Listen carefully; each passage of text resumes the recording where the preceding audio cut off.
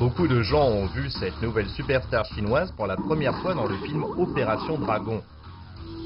Dans ce dernier, Bruce Lee n'a pas beaucoup de texte, mais il s'exprime principalement grâce au langage du corps et par le regard.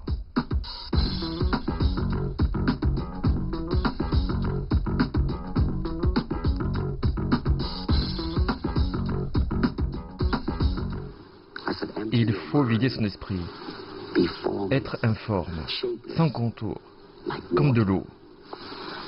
Tu verses de l'eau dans une tasse, elle devient la tasse. Tu verses de l'eau dans une bouteille, elle devient la bouteille. Tu la verses dans une théière, elle devient la théière. L'eau peut couler et attaquer. Sois l'eau, mon ami. C'était un concept nouveau et original dans les années 1970. En prenant les éléments utiles et en éliminant ceux qui sont inutiles, il crée une méthode qui lui est propre. À l'âge de 13 ans, Bruce Lee devient élève d'un maître légendaire, Ip Man. Celui-ci lui apprend que le kung-fu ne se cantonne pas simplement à la force et à l'agilité physique. À 18 ans, Bruce Lee va aux États-Unis pour étudier la philosophie. Il étudie différentes écoles orientales et occidentales, anciennes et modernes. Cela lui permet d'intégrer l'énergie physique et la philosophie à son kung-fu, du Wing Chun jusqu'à la création du Jeet Kune Do.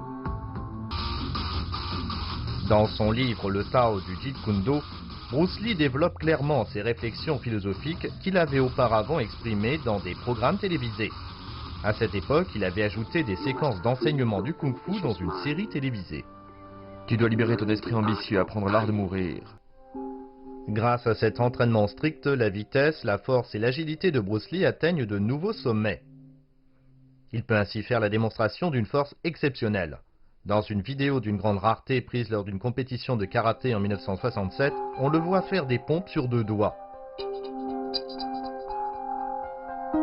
Il a également perfectionné une technique rapide et puissante dite du point à 1 pouce.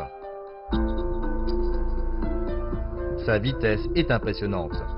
Même quand on réduit considérablement la vitesse de lecture de la vidéo, on distingue encore mal les mouvements de ses poings sur les images.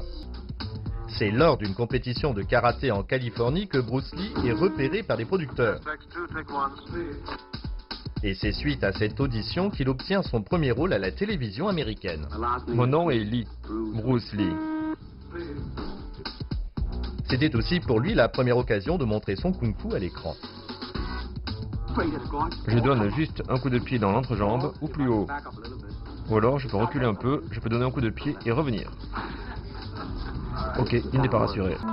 En plus de présenter le kung-fu au monde, il fait aussi connaître un nouveau mot, le nunchaku. Une arme blanche alors inconnue en Occident. Bruce Lee était très intelligent. Il a complètement transformé le nunchaku des guerres passées pour en faire son arme à lui.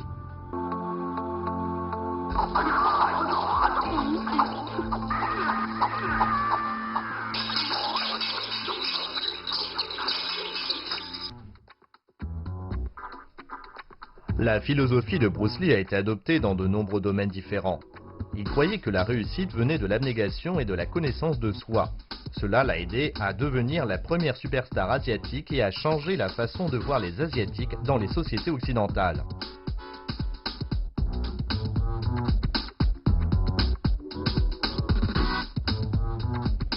En août 1973, Bruce Lee fait une entrée dans le cinéma américain avec le film Opération Dragon. Pour la plupart des Américains d'origine asiatique, c'est une révolution. C'est le premier héros asiatique qu'ils voient sur un grand écran. Tout naturellement, il devient leur idole.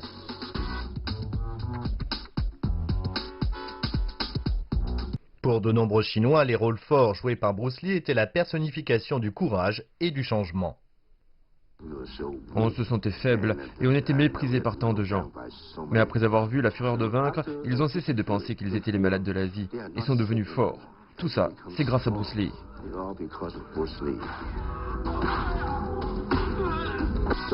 Bruce Lee est unique, mais tous les réalisateurs de films d'arts martiaux, souhaitent que chaque acteur devienne un deuxième Bruce Lee. Sa manière de pointer du doigt, sa manière de se battre, personne ne peut faire exactement comme lui.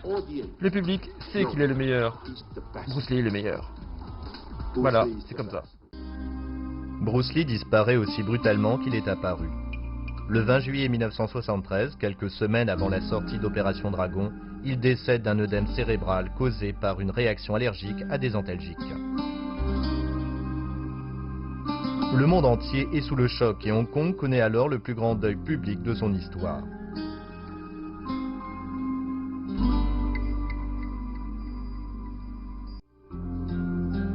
La tombe de Bruce Lee est devenue un lieu de pèlerinage pour ses fans. Tous les ans, des milliers de personnes viennent ici pour lui rendre hommage. Les commémorations sont nombreuses et variées dans le monde. Après Hong Kong et la Bosnie, des statues de lui ont été dévoilées en Chine et à Los Angeles. Les gens entretiennent le souvenir de Bruce Lee et continuent à transmettre son esprit.